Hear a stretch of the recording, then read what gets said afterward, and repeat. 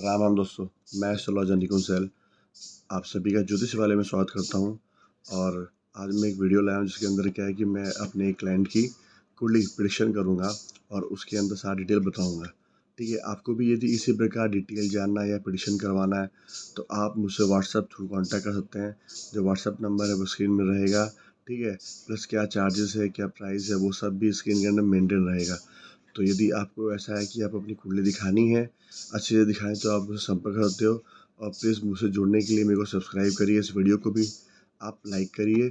ठीक है, तो अब चलते हैं, हम देखते हैं, उनकी कुंडली देखते हैं। और ऐसे मैं एस्ट्रोलॉजर, मैं कुंडली देखता हूँ, वास्तु देखता हूँ, न्यूमरोलॉजी करता हूँ और हस्तरेखा भी, जो हाथों की रेखा है वही मैं देखता हूँ। तो सबके अलग अलग चार्जेस है। यदि आपको जानना है इस बारे में भी तो आप मुझे व्हाट्सएप के थ्रू कांटेक्ट कर सकते हैं, जान सकते हैं। ठीक है, और अभी क्या है कि मैं अपने क्लाइंट की कुंडली देख रहा हूँ। तो उस क्लाइंट ने क्या है कि मेंशन नहीं किया कि मैं उनका नाम बता सकूँ। तो अपने क्या है कि इस जातक की कुंडली देखते हैं। अभी जातक की जो कुंडली है वो ऐसी है कि इनका कन्या लगन है। कन्या लगन में चंद्रमा बैठा हुआ है। तो चंद्रमा और बुध की पट्टी नहीं है, वो जगह जो है बुध का है लग्नेश के अंदर। तो ऐसा है कि इनका मन थोड़ा विचलित हो सकता है, कभी कभार लगना, कभी कभी नहीं लगना। तो इस प्रकार रहेगा। वैसे भी चंद्रमा क्या है, कभी भी एक सटीक नहीं रहता। अमावस्या, पूर्णिमा और आपका 15 दिन अस्त होना, 15 दिन उगना, तो ये सब जिस कृष्ण शुक्ल जिसमें दिखाता है कि चंद्रमा कभी भी फिक्स नहीं रहता, हमेशा चेंज होता है। तो मन भी हमेशा इनका वैसे चेंज रहेगा। लेकिन यहाँ बुध में बैठा हुआ है तो थोड़ा सा क्या है कि वो नेगेटिव ज़्यादा शो करेगा। ठीक है, तो ये जातक जो है बचपन में खूब ज़्यादा बीमार पड़ सकता है, वैसा इस कुंडली के अंदर दिखा रहा है। दूसरा भाव जो है इनकी कुंडली के अंदर शुक्र से नोट करता है, जो तुला राशि होती है।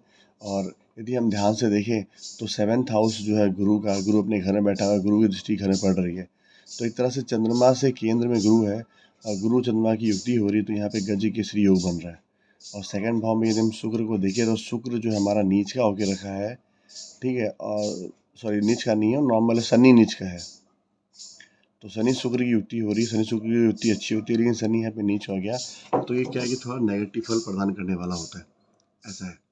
ठीक है, तो शुक्र अपनी दृष्टि से देख पा रहा है, प्लस इस कुंडली के अंदर शुक्र योग कारक है। लेकिन अष्टम में यदि शुभ ग्रह बैठ जाए तो वो अच्छा नहीं माना जाता। हम बोलते हैं यदि षष्टम, अष्टम और द्वादश के अंदर यदि पाप ग्रह बैठे तो ज़्यादा फलदायी होता है। क्यों?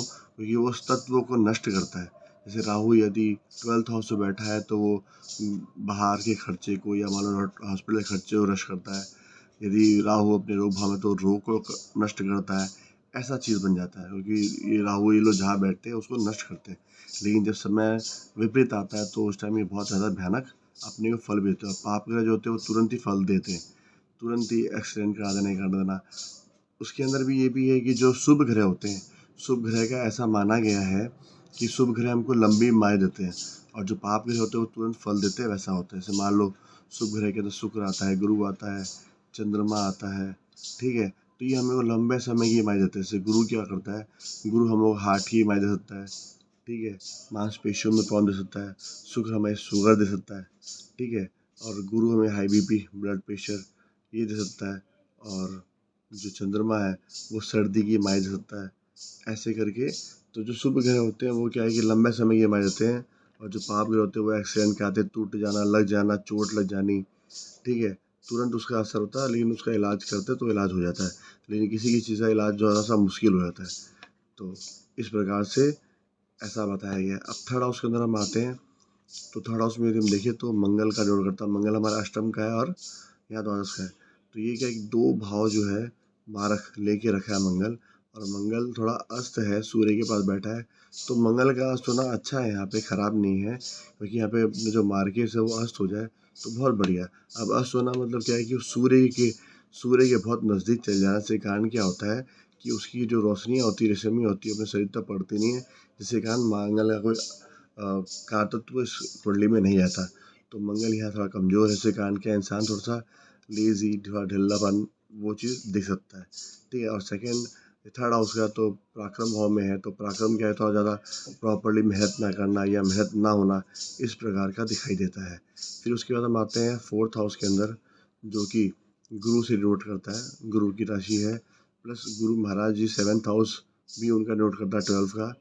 तो ये कन्या लाइनिंग कुंडली है, तो गुरु इसके अंदर ऐसा योग कारक है तो नहीं है, दुश्मन ही है। तो यहाँ पे गुरु कुछ तकलीफें देता है और जहाँ बैठता है वहाँ ज़्यादा खराब करता है, लेकिन अपने घर में बैठा हुआ है तो यहाँ पे थोड़ा पत्नी के लिए थोड़ा सा फ़ायदा हल्का फुल्का कर सकता है। लेकिन यहाँ जब समय खराब हो तो पत्नी से भी खूब झगड़ा रहता है। फिर उसके बाद क्या है कि थोड़ा घर के सुख में प्रॉब्लम आना, क्योंकि ये जो लगन है वो कन्या लगन है और कन्या लगन में तो सपोर्ट नहीं करता। अब उसके बाद में आते हैं ये शनि, जो 5th हाउस का मालिक और 6th हाउस का मालिक है। अब शनि भगवान जो है नीच के हो गया, अष्टम के अंदर बैठे हुए हैं। ऐसे इस कुंडली में योग कारक है, लेकिन अष्टम में बैठने से क्या है कि नेगेटिव हो जाते हैं। तो ऐसा होता है कि जो इनका जो पुत्र होगा वो थोड़ा नेगेटिव ज़्यादा होगा, प्लस अष्टम में बैठा हुआ है तो हो सकता है कि वो आगे इनको सपोर्ट ना करे, इस प्रकार का हो सकता है।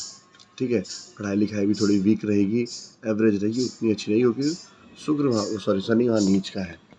लेकिन शुक्र से युति बनती है तो देखने में थोड़ा सा इंसान सुंदर भी हो जाता है, प्लस चंद्रमा लगने बैठा हुआ तो उससे बहुत सुंदर बनता है। ठीक है, लेकिन क्या पढ़ाई लिखाई थोड़ी सी वीक हो जाती है और आराम से अगर ज्ञान प्राप्त हो ये थोड़ा सा मुश्किल हो जाता है, क्योंकि शनि यहाँ पे नीच का है। अब हम 6th हाउस में केतु देखें, केतु 12th हाउस को देख रहा है और केतु क्या डिटैचमेंट का कारक है, तो बीमारियों से दूर होना। लेकिन जब समय खराब हो तो ऐसा होता है कि बीमारी होती है, बीमारी का इलाज समझ में नहीं आता। तो जिससे केतु अगर 6th में बैठा होता है वो क्या जल्दी से बीमारी का पता नहीं लगा पाते, बीमार होते हैं लेकिन उनको उसका इलाज नहीं मिलता। तो यदि केतु का उपाय करें तो उनको बीमारी की पता आराम से लग सकती है। 7th हाउस मैंने बताया गुरु का है, तो ये पत्नी भाव का है। इस कुंडली के अंदर मतलब पत्नी या हस्बैंड जो ही बोलो, तो गुरु वहाँ बैठा तो वहाँ पे थोड़ा प्रॉब्लम ही करेगा, क्योंकि ये जगह जो है वो दुश्मन ग्रह का है। गुरु बुद्ध की युक्ति अच्छी होती नहीं है, गुरु बुद्ध को मानता नहीं और बुद्ध भी गुरु को मानता नहीं है, तो यहाँ पे थोड़ा सा खराब फल ही आता है। उसके बाद अष्टम में आया तो वहाँ पे शनि नीच का बैठा, शुक्र बैठा हुआ है। तो यहाँ पे क्या शनि शुक्र की युक्ति होती है, लेकिन यहाँ शनि नीच का वजह से कारण क्या है कि फल में थोड़ा सा कमी ला जाता है। और शनि जहाँ बैठता है उसका आप तो अच्छा करता है, लेकिन यहाँ पे ये बकरी बन के बैठा हुआ है।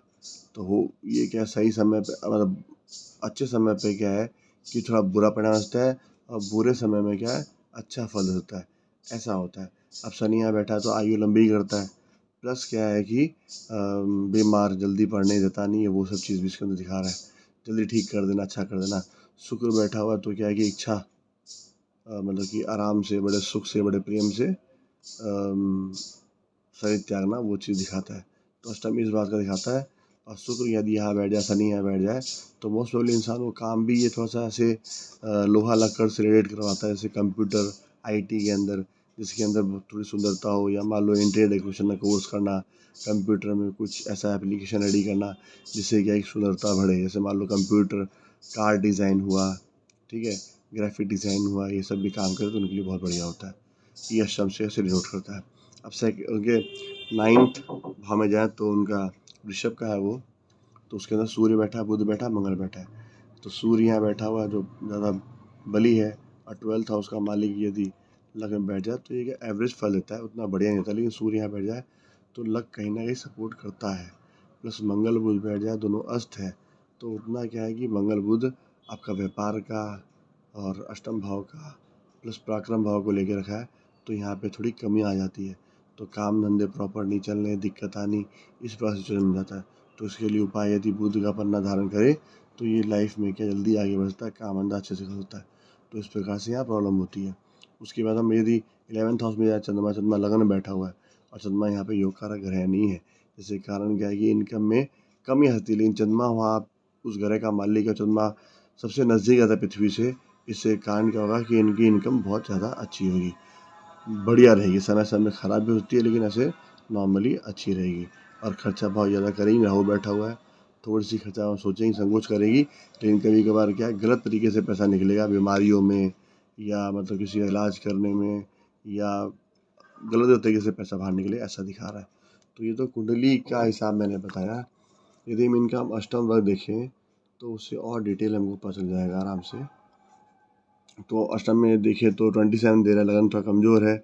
इनकम तो इनका बहुत अच्छा दिखा है, मैंने बताया था। कर्म भाव ठीक है, लक थोड़ा डाउन है क्योंकि लक के अंदर सूर्य सब बैठ गया, और आयु भी जो है वो थोड़ी सी नॉर्मल दिखा रही है। पति सुख पत्नी बढ़िया दिखा रहा है, ठीक है। उसके बाद फिर क्या है कि इनका जो लड़ने वाली कैपेसिटी वो भी अच्छी दिखा रही है, और विद्या भाव भी अच्छा दिखा रहा है, घर का सुख भी अच्छा है, पराक्रम भी बढ़िया है, और दूसरा ये क्या नाम है, पैतृक संपत्ति भी ठीक है, और इनका जो लगने से वो भी अच्छा है। यदि हम दशा बार जाए तो इनकी कुंडली में क्या चल रहा है वो देख लेते हैं। दशा में जाए तो मोस्ट प्रॉब्ली इनके जो चल रहा है अभी टाइम, वो चल रहा है गुरु का, ठीक है। तो गुरु इनके 7 भाव से, तो मोस्ट प्रॉब्ली इनका शादी वादी का बात चलना ये सभी चल रहा होगा, क्योंकि गुरु इनकी कुंडली में इनका स्पाउस या पति को दिखाता है, ठीक है। अगर शादी का बात चल रहा है और शादी हो जाए तो शादी रिलेटेड कुछ बात हो सकती है, लेकिन वो आपस में कुछ बात होना वैसा कुछ दिख रहा है, ठीक है। अब उसमें हम देखें तो अभी गुरु और शनि चल रहा है, तो गुरु ज्ञान देता, शनि अपने को मेहनत करवाता, तो उनको लाइफ में खूब मेहनत करना पड़ेगा किसी को प्राप्त करने के लिए, ये चीज़ है। और शनि विद्या भाव का मालिक है, ठीक है, अष्टम में बैठा हुआ, तो ये थोड़ा सा क्या है कि इंसान को थोड़ा सा प्रॉब्लम हो सकता है, मतलब मेहनत करे लेकिन उससे फल प्राप्त नहीं हो, वैसा दिखाता है। तो यदि हम कुंडली के अंदर आए तो भाई गुरु शनि चल रहा है मोस्ट प्रॉबली, तो गुरु जो है मारक है और शनि जो है वो रोग भाव और विद्या भाव का है।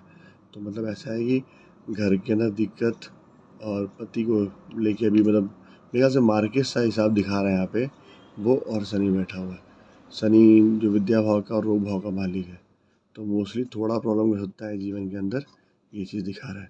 तो दोस्तों यदि आपको भी कुछ कुंडली दिखानी है या कुछ रतन जानना है या कोई पूजा पाठ जानना है, तो आप जो स्क्रीन में नंबर दिए उससे मुझे संपर्क कर सकते हो, मुझे व्हाट्सएप कर सकते हो, अपना डिटेल मेरे को व्हाट्सएप सेंड कर सकते हो। क्योंकि ये वीडियो जो है नॉर्मली जो है आप लोग के लिए है, ताकि क्या है कि आप मुझसे डायरेक्ट कांटेक्ट कर सको, मुझसे बात कर सको, ठीक है।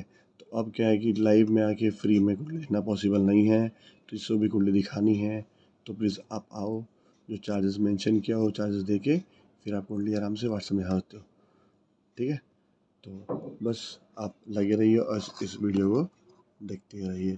बहुत बहुत धन्यवाद आपका, और सब्सक्राइब और वीडियो को लाइक ज़रूर करिए। मुझसे जुड़ने के लिए आप सबका धन्यवाद।